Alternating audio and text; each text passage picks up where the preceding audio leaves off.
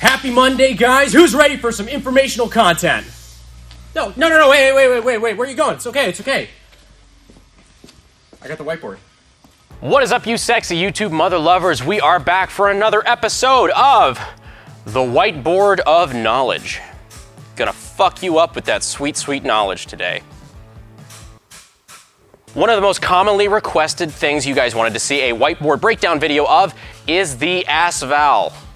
AS VAL, AS VAL, VSS Vintorez, spooky, quiet Soviet shit. But this is a weapon platform that's been around for a couple decades now, and it's starting to rise in popularity. I can only assume due to all of you Escape from Tarkov nerds out there. Yes, I've heard you.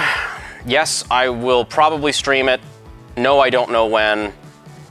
Stop asking. But from what I hear in that game, they do an excellent job in their firearms, firearm accessories, different things like that, ammunition things, and that's bringing a lot of attention to the VAL, its variants, and the 9x39 cartridge as a whole. So either way, you guys requested it. We're gonna do it here today and do just a complete breakdown, because there's actually a lot to go over when it comes to the insides of the VAL. But first, before we get too far into that, I want to do a big shout out to the sponsor of today's video for making this video happen, Sportsman's Guide. If you're actually interested in getting, oh, I should probably put the VAL thing up there. If you're interested in getting your very own VAL, go to sportsmansguide.com through the link in the pinned comment, go to their search function, and that's where you'll realize you can't get one there. You actually can't get one anywhere here in the US. We can't get those at all. You cannot get one on a train. You cannot get one on a plane. But what you can get on Sportsman's Guide is great deals on ammo, weapons, accessories, surplus shit, and I love me some surplus shit, and just about anything else you can think of, kind of in the guy gun sphere. So yeah, they help make this video possible, so thank you, Sportsman's Guide. Go on their website, buy a whole bunch of shit. Back to the VAL. The VAL is a purpose-built combat weapon that the Russian military experimented around with and has actually got to see a little bit of use from the, I guess, the early 90s onward to present day. The weapon was designed around the borderline mythical at this point 9x39 cartridge, which, if you don't know anything about that, it's basically the 300 blackout of 7.62x39. So what they did, instead of necking up 5.56 to a 30 caliber round, what they did is they necked up what was already a 30 caliber round, the 7.62x39, up to 9mm, which allowed you to get a lot heavier projectile using the same case base diameter. This allowed you to use the same bolt face, things like that, and use the 7.62x39 as a parent cartridge for your new subsonic caliber that still delivered a lot of ass power without breaking the sound barrier. The idea is you're able to get a lot more energy out of it than if you just took a normal 7.62x39 and made it slower, because, you know, velocity times mass, energy, that whole thing. In order to make it subsonic and super quiet, you need to take out the velocity, so they instead bumped up the mass. Show me that caliber with the fat mass. What I'm gonna have Delance do now is throw up a picture of the VAL, if he hasn't already, right here, because I've got a lot to cover in this one, and I'm not gonna sit here for 30 minutes and actually try to draw that even remotely correct. So, wow, what a great whiteboard drawing of a VAL. So a lot of people lump this in with the AK, and it's not really hard to imagine why. You know, it's Russian after all, Russian combat, you know, assault rifle kind of look to it. It also kind of has the AK aesthetic to a degree, you know, that selector and everything, the mag curve. I can see how people could think that this is basically just an integrally suppressed AK variant. This actually falls into the same camp as kind of like the SVD, where it looks a lot like an AK. It's got that Kalashnikov aesthetic, but it's actually an entirely different platform on the inside. And the VAL is even more so. There's so much that's unique about this gun. We're gonna get into all the different little bits and pieces that make a VAL a VAL.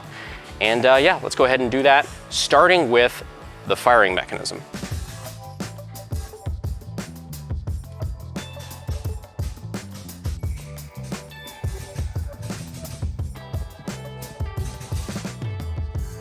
Okay, so one of the primary differences on the inside right off the bat with the VAL is the trigger mechanism. So the AK trigger mechanism, just happen to have a hammer just chilling right over here, basically it's hammer based. So the trigger catches the hammer, and when you pull the trigger, it lets the hammer go. The hammer swings forward, slaps the back of the firing pin like the dirty girl it is, and ignites your primer, which sends the round. The VAL decided that made too much sense, and what they did is they went over to a striker mechanism, much like, I guess, the, the VZ58, which for some reason people argue is better than the AK, but it's okay, those people are wrong. I'm gonna rustle all the fucking jimmies in this video. Anyhow, in my perfectly eloquent drawing here, you can see that there are actually 2 springs.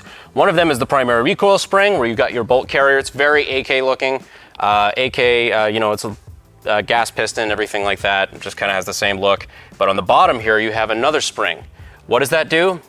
Well, this is for a striker. So the striker mechanism that they use is this little bit right here basically just sits here with the spring behind it, and the trigger catches the striker once the gun cycles. Basically what this does is when the trigger is pulled, this little catch gets out of the way of the striker, sending this whole thing forward, smacking a much smaller firing pin, which then ignites the primer and you're off to the races. So once this has gone forward into this little channel here, done all the deed, and the round has been fired, gas goes up, hits the piston, we'll get into that a little bit later, sends the bolt carrier back, and the striker travels with the carrier. So when this here goes back, striker travels with it, but the trigger mechanism catches it again, meaning it is ready and reset to go for another shot. So while the carrier goes back home because of this recoil spring, the trigger mechanism catches that striker and it stays back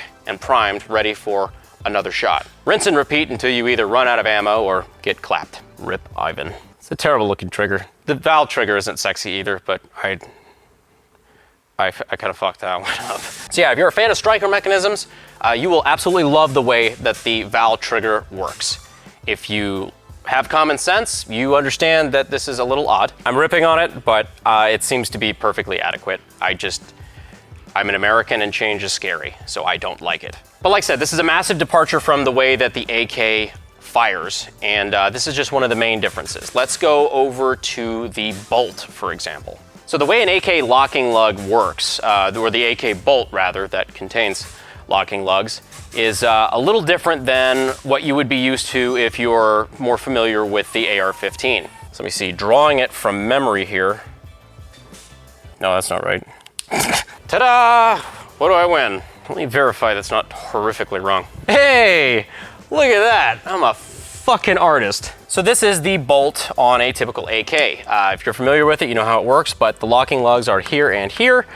This is the cam, and basically these, you know, it's a 2-lug bolt. It rotates into place. There are corresponding locking lugs on the trunnion itself. And yeah, they basically stop the gun from exploding when you fire it, unless it's cast and made from a shitty American company. Anyway, the way that the valve works, it's a lot more like an AR-15. That needs to be bigger. It's got that tooth style star pattern locking lugs, and that is because it corresponds with basically a barrel extension inside the front trunnion area. I only know how to speak in AK terms, okay? Give me a break. But yes, it is a departure from the AK's 2-lug bolt system with more of an AR-15 style pattern of lugs equally divided across the diameter of the bolt itself.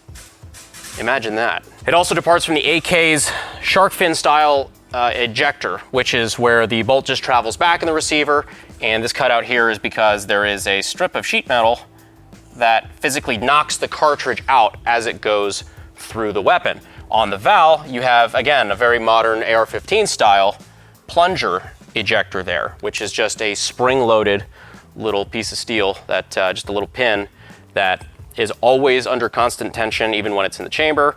When it's pulled out and there's no longer a chamber to support it, it uses the extractor to hinge the round out. It finally has the leverage enough and, you know, not a chamber wall blocking it, that it can just kick the round out the side. Are you bored yet? Well, fucking hang on, because shit's about to get riveting. Actually, not really, because there aren't any rivets on the valve. It's not stamped. But we are done talking about the bolts. So now let's talk about the gas piston. So the gas piston on an AK is what we refer to as a long stroke gas piston. And that means that instead of direct impingement, which basically just takes a small skinny tube from the gas block and feeds the gas all the way back to the bolt carrier, the AK skips the middleman and it actually extends a piston from the chamber, extends it up and over, and all the way out to the gas block itself. The distance between the chamber and the gas port is something that's very calculated, and it's very important. It corresponds to both the barrel length, the gas port size, and the energy and I guess the chamber pressure of whatever cartridge it is you're shooting. This is where the 9x39 actually comes into play quite a bit with how the VAL does theirs. So this right here is my beautiful, God, I should have went to art school. My beautiful artist rendering of the VAL bolt carrier with piston and gas block assembly here. If you notice anything about it, notice that it's fucking short. The 9x39 is a notoriously low pressure round, and that is, you would think, a good thing as far as the life of the gun. Unfortunately, it also makes making it cycle kind of a motherfucker. I've talked to a few people who've built 9x39 AKs here in the States. In fact, actually, let's do a quick flashback to the IV shoot, I think like a year or so ago, where we went to the Iraq Veteran 8888 YouTube shoot and shot a full auto 9x39 AK.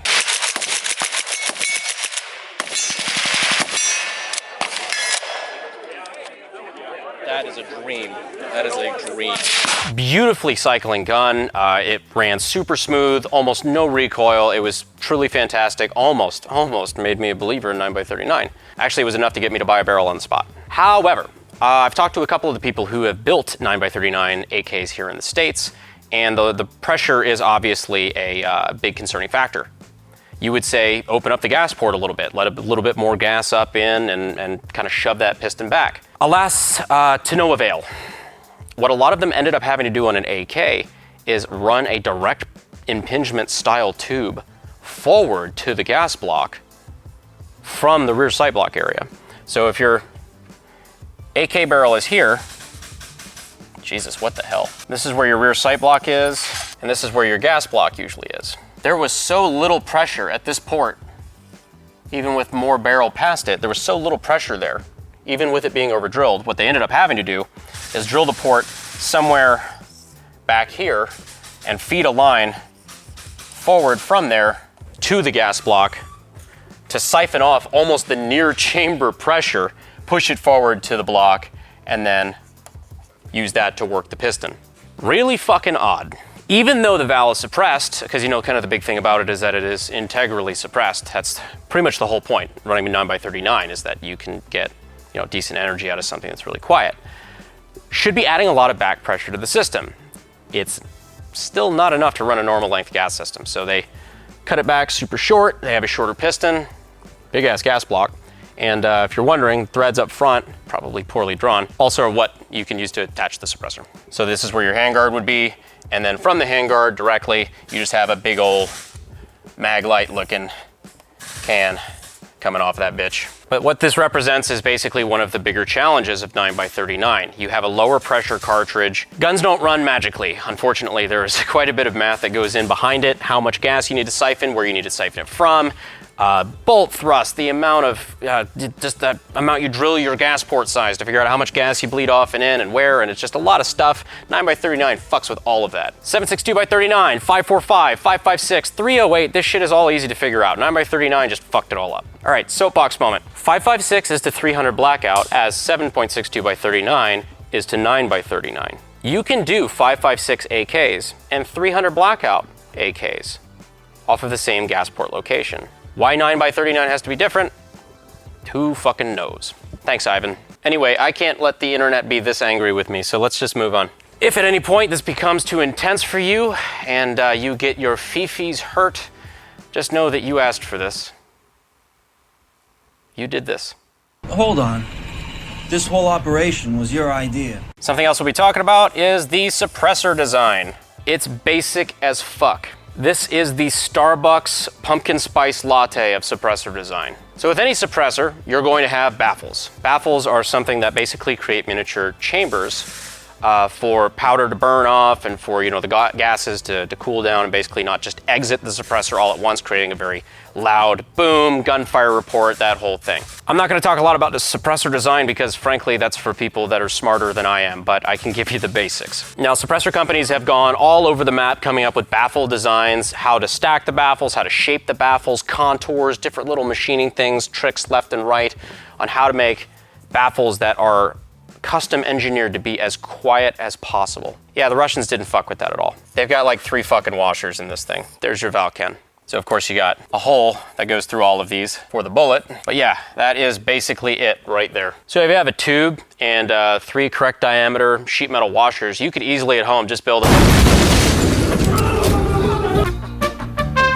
So yeah, on second thought, let me just completely not encourage anybody to do that at all, because A, that's a bad idea, B, that's a bad suppressor, and C, I really love keeping my licenses. It helps keep the lights on, and I like that. So all in all, those are kind of the basics of operation for the, the AS VAL and that whole family, the VSS Vintorez, the SR3M, that whole kind of group of, I guess, weapons. Hopefully some of the breakdowns were helpful for you guys in understanding it. Hopefully the humor wasn't too cringy. I like to walk a fine line. If it sounds like I'm railing on the VAL, then you're partially correct. But it's mostly because I'm bitter that we can't get them. If I can't have something, I have to be able to rationalize that I didn't want it in the first place. And hopefully I've assisted you, the viewer, in doing that as well. So that's why I will convince myself I never wanted one of these, and 9x39 is useless. It follows the same trajectory and muzzle velocity as a 45 ACP. Complete garbage, and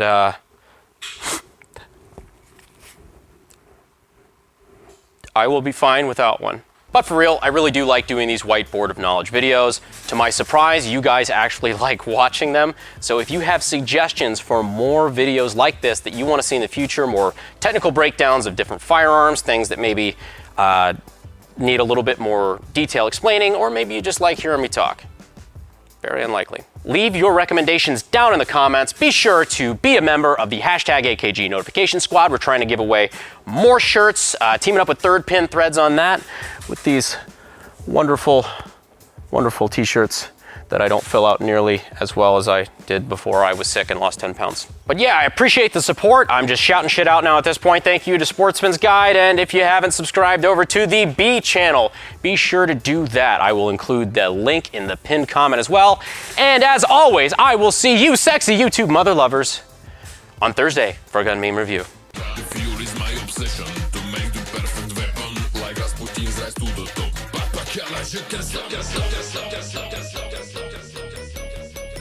All right, guys, that's a wrap.